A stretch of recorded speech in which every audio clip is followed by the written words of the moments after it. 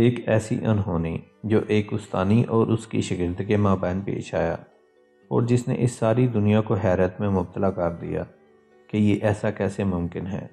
یقین جانیں آپ بھی سن کر یہی کہیں گے کہ ایسا کیسے ممکن ہے، مگر یہ سارا قصہ جاننے کے لیے آپ کو ہمارے ساتھ آخر تک جڑے رہنا ہوگا۔ اور جو دوست پہلی بار ویڈیو دیکھ رہے ہیں ان سے التماس ہے کہ ہمارا چینل سبسکرائب کر لیں اور بیل آئیکن کو بھی کلک کر دیں تاکہ آپ کو مزید ویڈیوز بر وقت مل پائیں۔ ساتھیو، استاد اور شاگرد کا رشتہ روحانی رشتہ ہے۔ استاد کے ادب و احترام کو طالب علم کے لیے کامیابی کی پہلی سیڑھی بتایا گیا ہے۔ تقریباً پوری دنیا میں استاد کو ہر زمانے میں قدر کی نگاہ سے دیکھا جاتا رہا ہے۔ استاد ایسی ہستی کا نام ہے جو اپنے شاگردوں کو علم کے زیور سے آراستہ کرنے کے ساتھ ساتھ ان کی اخلاقی تربیت کر کے معاشرے میں اعلیٰ مقام تک پہنچاتا ہے۔ استاد طلبات کی شخصیت سازی اور کردار سازی میں اہم کردار ادا کرتا ہے۔ لیکن ساتھیوں، آج کے دور میں جہاں بچوں میں استاد کے احترام کی کمی دیکھی جاتی ہے، وہیں استاد بھی اس پیشے کو کاروباری انداز میں لیتے ہوئے اپنا وقار کھوتے جا رہے ہیں۔ دوستو، آج کی داستان جو ہم آپ کو سنانے والے ہیں یہ سبھی کے لیے عبرت انگیز ہوگی۔ ساتھیوں، عنوان دے کر آپ کے دل میں یہی آیا ہوگا کہ یہ سب جھوٹ ہے، مگر بدقسمتی سے یہ ایک سچا واقعہ ہے جو مدینہ کے علاقے دمام میں پیش آیا۔ یہ کہانی ہے دمام سیکنڈری اسکول میں پڑھانے والی ٹیچر عائشہ اور اس کی طالبہ مریم کی۔ کہتے ہیں کہ جب مریم تیسری جماعت میں تھی تو عائشہ کو اس بچی سے عجیب سی اٹریکشن محسوس ہونے لگی۔ مریم کی خوبصورت آنکھوں میں نہ جانے ایسا کیا تھا کہ وہ عائشہ کو اس کی طرف نہ چاہتے ہوئے بھی کھینچتی تھی اور وہ آنے والے شیطانی خیالات کو جھٹک دیتی تھی۔ جو خیالات عائشہ کو مریم کی طرف راغب کر رہے تھے، وہ نہیں چاہتی تھی کہ یہ خیالات اس کے من میں ایک معصوم خوبصورت سی بچی کے لیے پیدا ہوں۔ ساتھیوں، وقت گزرتا گیا اور وہ بچی 8ویں جماعت میں جب پہنچی تو عائشہ خود کو روک نہیں پائی اور مریم کا خیال ہر وقت اس پر سوار رہنے لگا۔ اس کو چھونے کی تمنا اس کو بے چین رکھنے لگی۔ وہ کلاس میں مریم کو بہانے سے چھونے بھی لگی، جس کا احساس مریم کو بھی ہونے لگا کہ ٹیچر اسے جیسے چھوتی ہے۔ یہ کچھ عجیب سا احساس ہے۔ عائشہ اسکول میں فارغ وقت میں مریم کو پاس بلاتی تھی اور بعض اوقات کسی وقت کے بعد بھی مریم کو روکے رکھتی۔ آہستہ آہستہ مریم کو بھی عائشہ کا قرب الجھانے لگا اور یہ استانی شاگرد کا تعلق شیطانی خواہشات اور لذت میں بدلنے لگا۔ عائشہ مریم کو پڑھانے کے بہانے اپنے گھر بھی بلانے لگی اور دونوں میں جنسی تعلقات پیدا ہو گیا۔ ان کو ایک دوسرے کی قربت اس قدر سوار ہوئی کہ وہ بھول کے کہ یہ عمل فطرت کے بالکل خلاف ہے اور آنے والے وقت ان دونوں کے لیے ایک ایسی عبرتناک سزا بھی بن سکتا ہے جو وہ سوچ بھی نہیں سکتی تھی۔ وہ سوچتی تھی کہ ہم دونوں ہم جنس ہیں تو ان کے تعلق پر کوئی بھی شک شبہ نہیں کر پائے گا، یہ تعلق ایسے ہی چلتا رہے گا۔ سال گزر چکا تھا کہ مریم کی اچانک ایک دن طبیعت خراب ہوئی۔ اس کو قے آنے لگی۔ مریم کے والدہ نے سوچا کہ شاید فوڈ پوائزنگ کی وجہ سے ہو۔ وہ اس کو ہاسپٹل لے گئیں۔ ڈاکٹرز نے جب معائنہ کیا تو اس کی ماں کو بتایا کہ وہ حاملہ ہے۔ یہ سن کر ماں چکرا گئی، اس کے پیروں تلے سے زمین کھسک گئی۔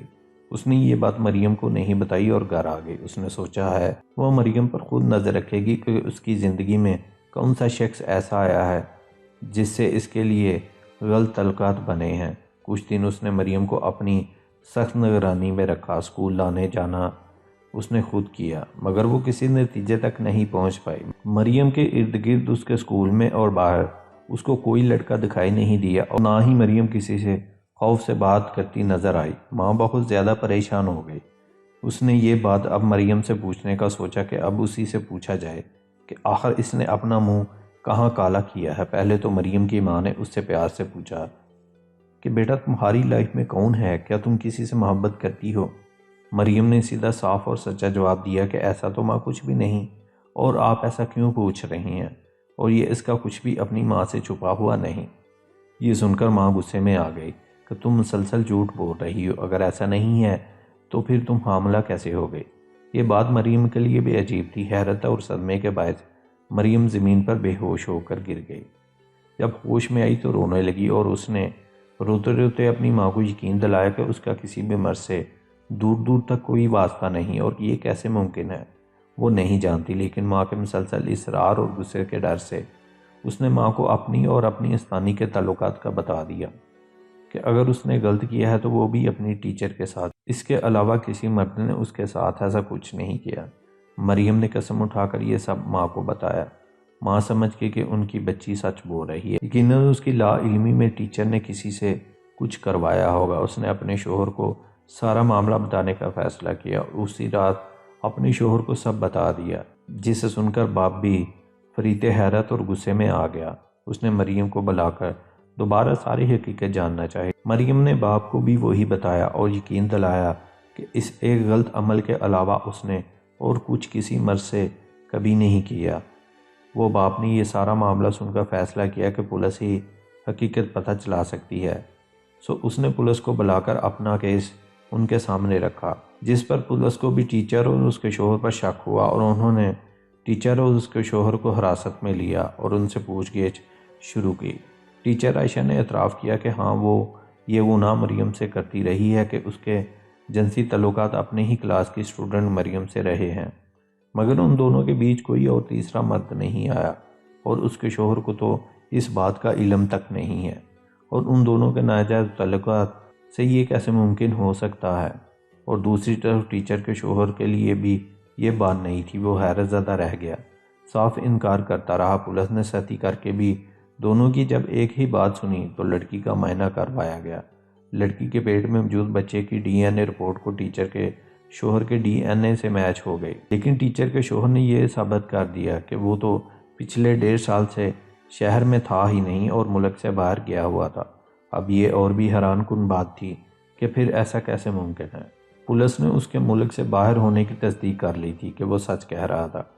ٹیچر سے دوبارہ پوچھ گچھ شروع کی تو معلوم ہوا کہ شوہر کے جانے سے پہلے اسی صبح جب شوہر کی روانگی تھی، شوہر نے اس سے مباشرت کی اور اس کے چند ہی لمحوں بعد جب وہ چلا گیا تو مریم آ گئی۔ ان دونوں نے بھی آپس میں جب غلط کاری کی تو کسی ٹول کے ذریعے اس کے شوہر کے جینز مریم میں منتقل ہو گئے۔ ڈاکٹر نے ٹیچر کی اس بات پر مکمل معائنے کے بعد اس بات کی تصدیق کرتے ہوئے کہا کہ ایسا ہی ہوا ہے، کیونکہ مریم سے باقاعدہ مباشرت کی کوئی علامت سامنے نہیں آ پائیں۔ اس واقعے کی حقیقت کے بعد عائشہ کے شوہر نے عائشہ کو طلاق دے کر گھر سے نکال دیا۔ مریم اپنے خاندان اور معاشرے کا سامنا کس منہ سے کرتی؟ پہلے تو وہ ذہنی دباؤ کا شکار ہوئی اور پھر ایک دن اس نے اپنی نبض کاٹ لی اور خودکشی کو لعن طعن پر ترجیح دیتے ہوئے خود کو ہمیشہ کے لیے اندھیروں کے حوالے کر دیا۔ ساتھیو، آپ اب سوچیں گے کہ یہ کیسے ممکن ہے؟ یہ ایک خود ساختہ بنائی گئی کہانی ہے، کاش ایسا ہی ہوتا، مگر بدقسمتی سے یہ ایک سچی داستان ہے۔ افسوس کہ ہم جنس پرست کے واقعات آئے دن اس دور میں سامنے آ رہے ہیں، مگر بحیثیت مسلمان ہمیں یہ یاد رکھنا چاہیے کہ اللہ چاہے تو وہ ہماری عبرت کے لیے ایسا بھی ممکن کر سکتا ہے کہ لڑکی کو لڑکی سے ہی معاملہ کر دے اور سارے معاشرے کے لیے دونوں کو عبرت کا نشان بنا دے، مگر افسوس ہم ایسے واقعات سے عبرت کی بجائے لذت تلاش کرتے ہیں۔ ہمیں اس پر شدید غور و فکر کی ضرورت ہے۔ ساتھیو، اس کی رائے اور اس واقعے پر کیا ہے ضرور ہمیں آگاہ کیجیے گا۔ اللہ سے دعا ہے کہ اللہ پاک ہمیشہ ہمیں اپنی پناہ میں رکھے اور ہم کو سیدھا راستہ دکھاتا رہے، ہمیں کبھی تنہا نہ چھوڑے اور شیطان مردود کے شر سے ہمیشہ محفوظ فرمائے۔ آمین ثم آمین۔ ساتھیو، ہم امید کرتے ہیں کہ آپ ہماری ویڈیوز کو اسی طرح سراہتے رہیں گے اور اپنے حلقہ احباب میں شیئر بھی کرتے رہیں گے۔